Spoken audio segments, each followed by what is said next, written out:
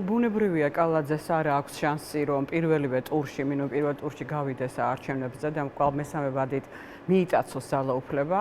აქედან გამომდინარე მისი ეს აგრესია, რა თქმა უნდა, ცხადიდან ნათელი არა, საით მიედინება.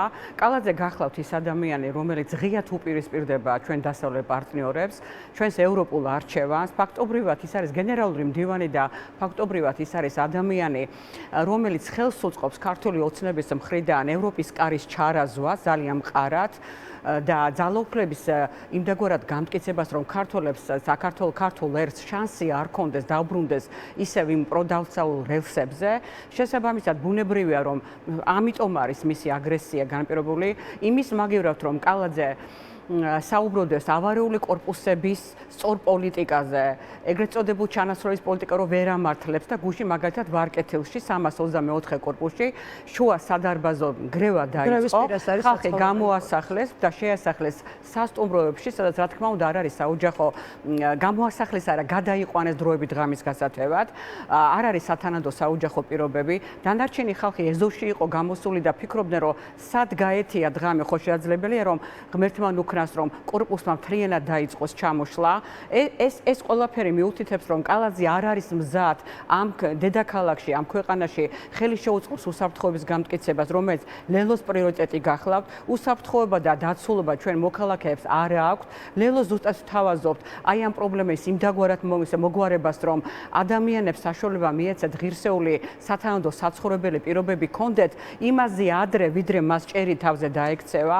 ჩვენ თავაზობთ, რომ ადამიანებს კონდეთ ჯანდაცვის იმდაგვარი ხელმისაწვდომობა, რომ პენსიონერს შესაძლებლობა კონდეს შეღავათიდან უფასოდ მიიღოს მედიკამენტები. 10-დან 9 პენსიონერი მე თვითონ მეუბნება, რომ უჭირს მედიკამენტების მიღება და შეძენა, როდესაც ექიმი მას სამს უნიშნავს და ორს ყიდულობს, ან ერთს ყიდულობს და დანარჩენს ვერა. ადამიანებს უნდა კონდეთ უსაფრთხოების განცდა ქუჩაში, ცხოველთა მონიტორინგი უნდა იყოს. რეალობის წინაშე დგას დღეს მოქალაქეები, მდიდარი მერი, მდიდარი ჩინოვნიკები და თავზე რომ სახლი ენგრევათ ასეთი მოქალაქეები.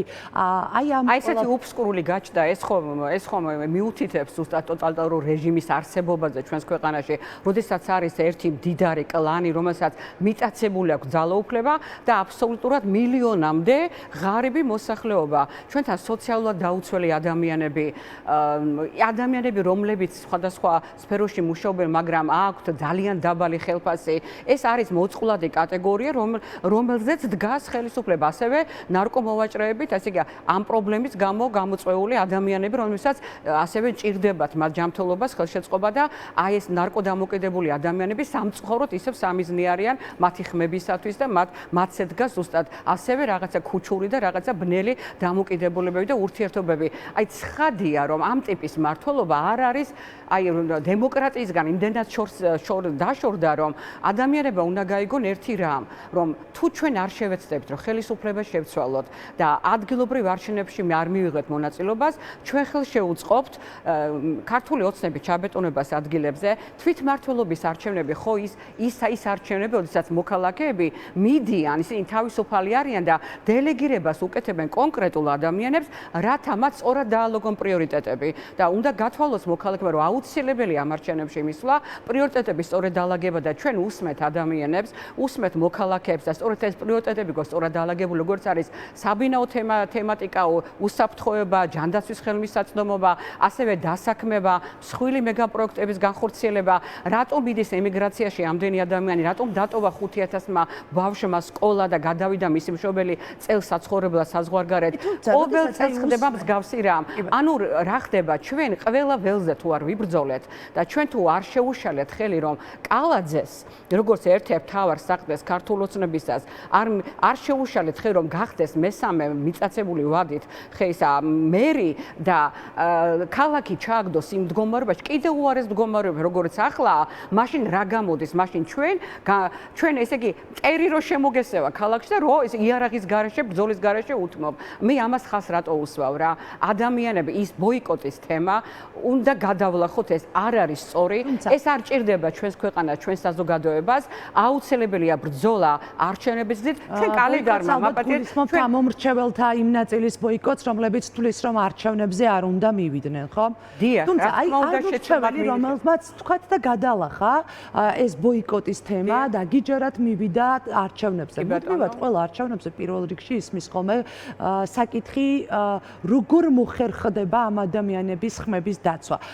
ქართული ოცნების კალაძის განცხადებები ალბათ საკმარისია იმისთვის, რომ არავინ არაფრის დათმობას არ აპირებს, განსაკუთრებით ამ არჩევნებში, იმიტომ რომ ლეგიტიმაცია საპარლამენტო არჩევნებმა ვერ მოიპოვა. აი ამ ხმების დაცვის პროცესზე თუ გიფიქრიათ, ქალბატონო გულიკო, იმიტომ რომ ეს იქნება ბრძოლის ველი, ხო? ვიფიქრია და მაქსიმალურად მემზადებით სათავის საამისოდ. ანუ თუ კი ეს იქნებოდა სრულიად ოპოზიციური სპექტრი, რა თქმა უნდა, გაადვილდებოდა ხმების დაცვა და ბრძოლაც გაადვილდებოდა, მაგრამ ეხლა ლელო თავის ზურგზე იღებს აი ამ მძიმე ხვეთრს, ასე ვთქვათ, რომელშიც ჩვენ შევედი და გააზრებული ქონდა ამ ბრძოლის სიმძიმე.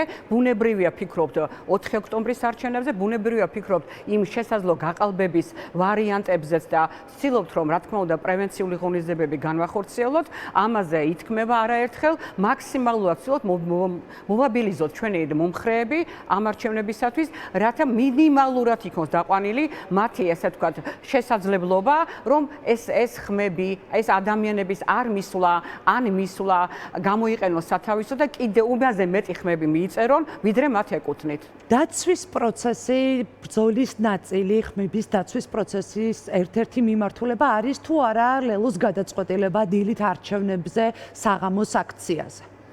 უყურეთ, საღამოს ჩვენ ვიცავთ ხმებს. მოგეხსენებათ 8 საათზე იკეტება საარჩევნო უბნები და იმის მერე იწყება ხმების დაცვის პროცედურა.